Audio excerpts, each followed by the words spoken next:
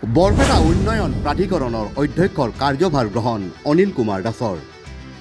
বৰপেটাৰ জনপ্ৰিয় ৰাজনৈতিক নেতা সমাজকৰ্মী তথা বৰপেটা জিলা বিজেপিৰ সদ্য প্ৰাক্তন সভাপতি অনিল কুমাৰ দাসে আজি বৰপেটা উন্নয়ন প্ৰাধিকৰণৰ অধ্যক্ষৰ কাৰ্যভাৰ গ্ৰহণ কৰে। বৰপেটা উন্নয়ন প্ৰাধিকৰণৰ কাৰ্যালয়ত সদ্য প্ৰাক্তন অধ্যক্ষ মহেন্দ্ৰ দাসৰ পৰা কাৰ্যভাৰ গ্ৰহণ কৰে অনিল কুমাৰ দাসে।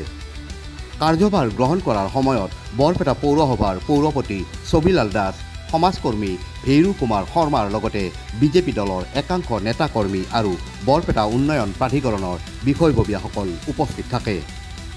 কাৰ্যভাৰ গ্ৰহণ কৰিয়েই সংবাদ মাধ্যমৰ আগত এইদৰে মন্তব্য আগবঢ়ায় অনিল কুমাৰ দাসে। প্ৰথমতে মই এই দায়িত্বটো যেটো আজি মোক বৰপেটা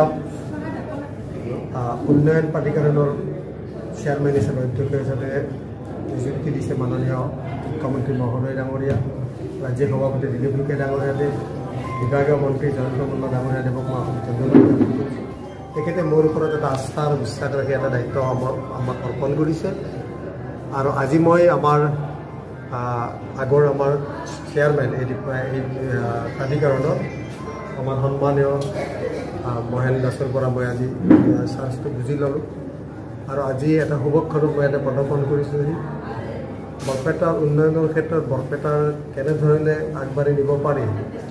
বহুত কেইদিন পাই আছোঁ ছ'চিয়েল মিডিয়াই হওক বা বিভিন্ন ধৰণে যে বৰপেটাৰ যিহেতুকে বৰপেটাখন বহুত দিনৰ পৰা অলপ তেনেকুৱা নগৰ হিচাপে আমি ভালদৰে গঢ়ি তুলিব পৰা নাই।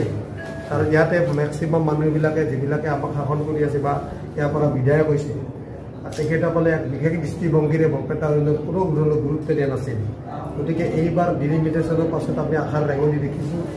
আমি আমাৰ স্থানীয় MLA পাম আৰু আমাৰ এটা জোৰ হ'ব আমাৰ এটা। গতিকে আমি সকলোৱে চেষ্টাত বৰপেটাখনক কেনেধৰণে আমি ভাল এখন নগৰ হিচাপে গঢ়ি তুলিব পাৰোঁ সেই ক্ষেত্ৰত আমি অধিক গুৰুত্ব প্ৰদান কৰিম। সকলোৰে আশীৰ্বাদ, সকলোৰে দিয়া পৰামৰ্শৰ মাধ্যমত আমি আগবাঢ়িম।